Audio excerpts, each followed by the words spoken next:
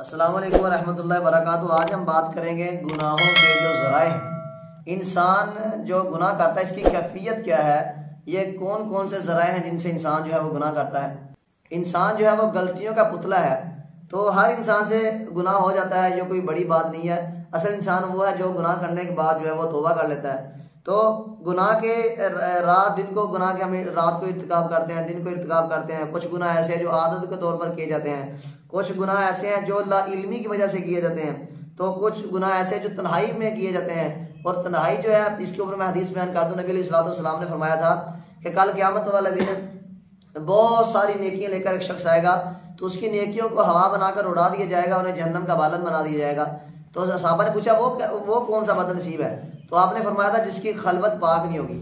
تو جس انسان کی خلوت پاک نہیں ہے، جو انسان لوگوں سے ڈرتا ہے، اللہ سے نہیں ڈرتا، تو اس کی جو نیکیاں ہیں، اس کے نیک اعمال، وہ نیک عمل کرتا ہوگا، حج عمرے کی ہوگا، صدقات کرتا ہوگا، نمازیں پڑھتا ہوگا، لیکن خلوت نہ پاک ہونے کی وجہ سے اس کے سارے جو اعمال ہیں وہ ضائع کر دیے جائیں گے۔ تو خلوت انسان کو پاک کرنی چاہیے۔ کچھ ایسے گناہ ہیں جو ہم مجبوری کے بہانے کرتے ہیں، یہ مجبوری ہے جی، جیسے شادیوں کے اوپر ناچ گانا کرنا، شادیوں کے اوپر مہندی کرنا، جو وہ ہندوانہ رسومات کرنا، جو مجبوری کی وجہ سے کیے ہیں۔ تو کچھ گناہ ایسے ہیں جو اولاد کا مستقبل سنوارنے کے لیے کیے جاتے ہیں، حالانکہ یہ اولاد فتنہ ہے۔ اگر نیک اولاد ہو تو بہترین کمائی ہے۔ نبی علیہ الصلوۃ والسلام نے فرمایا انما اموالکم واولادکم فتنہ، تو ویسے تو اولاد اور جو مال ہے یہ فتنہ ہے۔ تو کچھ گناہ ایسے جو ہم اپنی ناک رکھنے کے لیے کرتے ہیں، یار خاندان میں ناک رہے گی، خاندان میں عزت رہے گی، خاندان میں بےعزتی نہیں ہوگی، تو کلا بل رانا علی قلوب ما کانوا یکسبون، تو ان کے دلوں کے اوپر تو زنگ چڑھ چکا ہے، اسی لیے تو ان کو یہ امتیاز ہی نہیں ہے وہ گناہ جو کر رہا ہے وہ کس لحاظ سے کر رہا ہے۔ تو کچھ گناہ ایسے ہیں جو ہم ترقی پسند اور جو ہے خوشحالی، ترقی جو ہم کہتے ہیں کہ جی ایک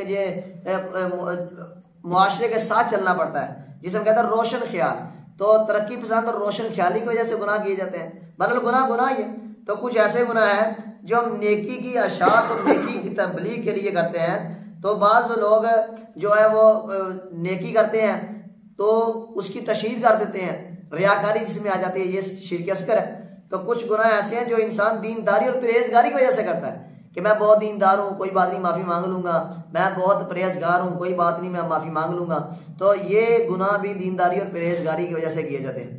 تو کتنے گناہ ایسے ہیں جو ہم زندگی کو معیاری بنانے کے لیے، معیار زندگی کے لیے کرتے ہیں، کہ ہم اپنی زندگی کو ایک معیار بنانا چاہتے ہیں معاشرے میں۔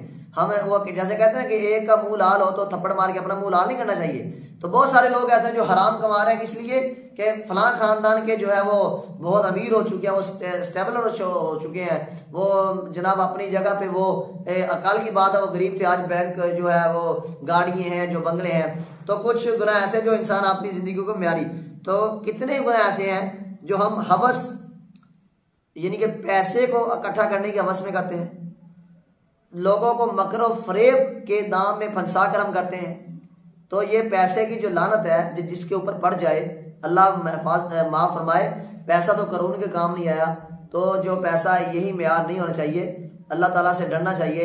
بہت سارے گناہ ایسے جو پیسے کی وجہ سے کیے جاتے ہیں، حلال حرام کی تمیز ختم کر دیتے ہیں لوگ جو ہے وہ اپنے آپ کو امیر کرنے کے لیے۔ تو کتنے گناہ ایسے جو شیطان کے مکر و فریب میں آ کے انسان کرتا ہے۔ تو اللہ سے توفیق مانگنی چاہیے، اللہ ہمیں ہمیشہ جو ہے وہ نیکی کی توفیق دے، گناہ سے محفوظ فرمائے۔